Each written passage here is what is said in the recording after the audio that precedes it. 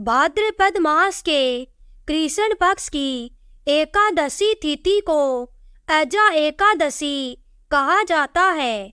इस दिन व्रत धारण करके भगवान श्री हरि विष्णु जी की पूजा करने से सभी प्रकार की मनोकामनाएं पूर्ण हो जाती है।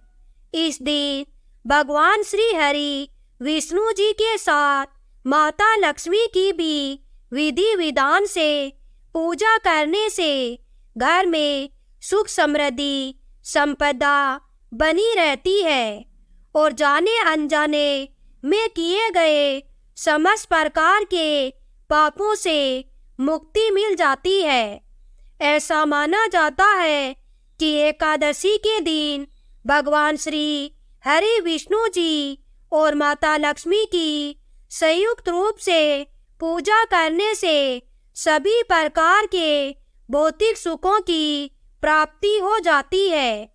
घर में लक्ष्मी का वास होता है, धन धान्य में वृद्धि होती है, जीवन खुशहाल बना रहता है और मरणोपरांत बैकुंठ लोक की प्राप्ति होती है, मोक्ष की प्राप्ति होती है।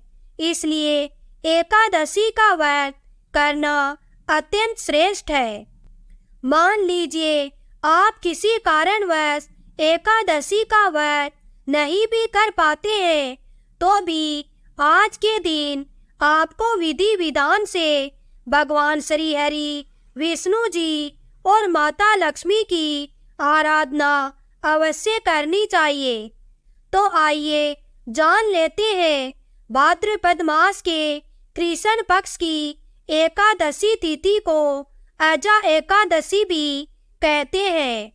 तो अजा एकादशी कब है और एकादशी का व्रत हमें कब धारण करना है?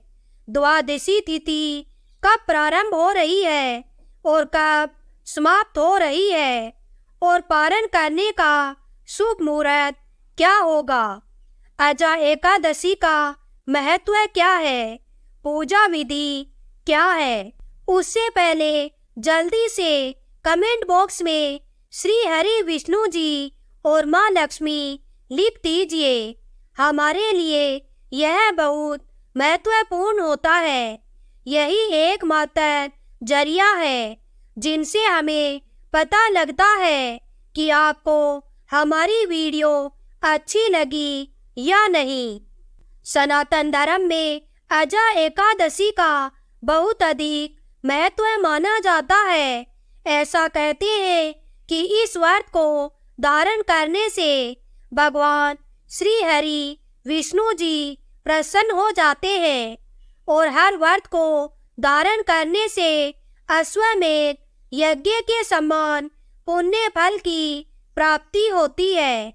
यह व्रत न केवल भौतिक सुख और समृद्धि प्रदान करता है, बल्कि आध्यात्मिक उन्नति में भी सहायक होता है।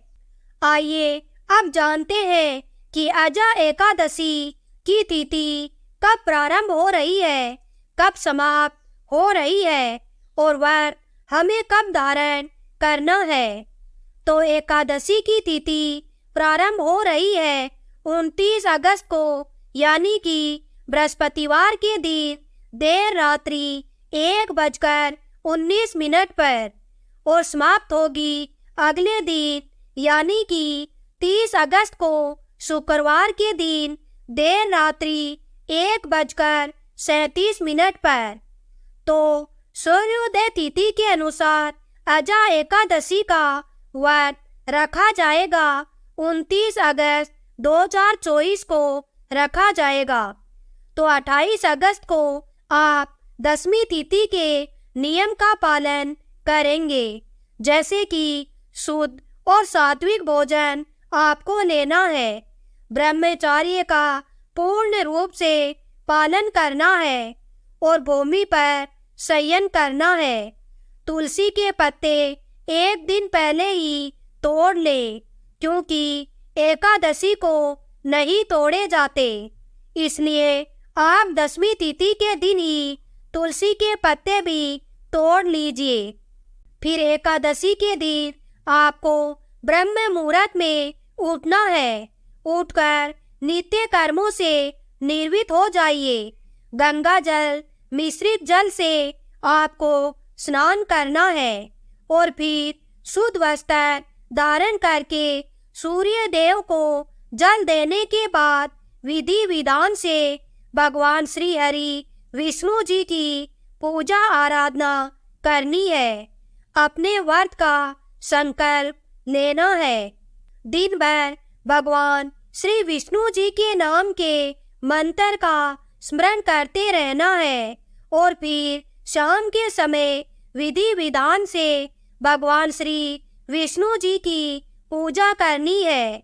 रात्रि में जागरण करना है और अगले दिन द्वादशी तिथि के दिन इस व्रत का पारण किया जाता है।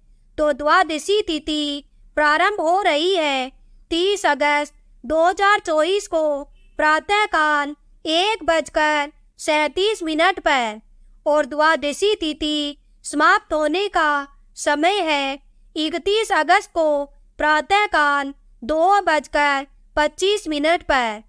एकादशी का व्रत हरिवासर की समाप्ति के बाद ही खोला जाता है। तो हरिवासर की समाप्ति का समय है 30 अगस्त को सुबह 7:24 पर और व्रत खोलने का शुभ मुहूर्त आपको प्राप्त हो रहा है 30 अगस्त को सुबह 7:25 से सुबह 10 बजे तक। एकादशी व्रत का जब हम पारण करते हैं तो शुभ मुहूर्त का ध्यान जरूर रखना चाहिए, क्योंकि अगर हम व्रत शुभ मुहूर्त में नहीं खोलते हैं तो हमारे किए गए व्रत का संपूर्ण फल हमें प्राप्त नहीं होता।